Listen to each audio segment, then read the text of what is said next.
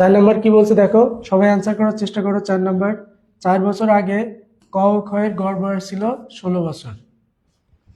ক, খ ও গ এর বর্তমান গড় বয়স 22 বছর। বলছে 4 বছর পর গ এর বয়স কত হবে।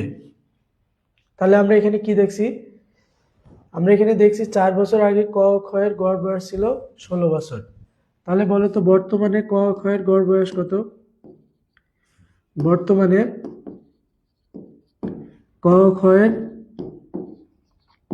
গড় বয়স কত, 16 যোগ 4 তারপরে 20 বছর। বর্তমানে ক ও খ এর গড় বয়স যদি 20 হয়, তাহলে বর্তমানে ক ও খ এর মোট বয়স কত। মোট বয়স কত হবে, এই বয়সকে কত দিয়ে গুণ করবো আমরা, এখানে 2 জন আছে তাহলে 2 দিয়ে গুণ, তার মানে 20 দুগুণে 40 বছর। আর কি বলছে, আর বলছে ক, খ ও গ এর বর্তমান গড় বয়স 22 বছর। এটাও বর্তমানে ক, খ, গ এর গড় বয়স কত বছর, 22 বছর।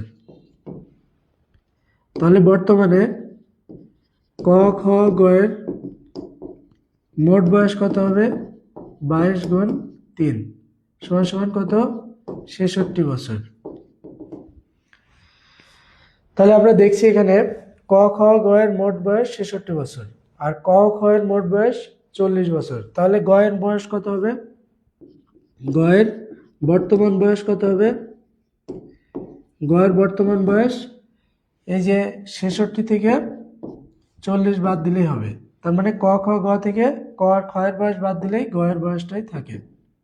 কত হয়, 26 বছর।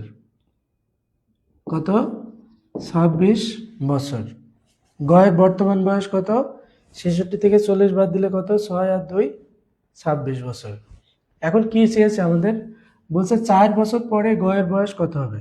4 বছর পরে মানে কি, বর্তমানে যা আছে তার সাথে আরো 4 যোগ হবে।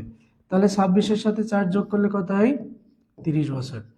তাহলে 4 বছর পরে বয়স হবে 30 বছর। উত্তর হচ্ছে ঘ নাম্বার।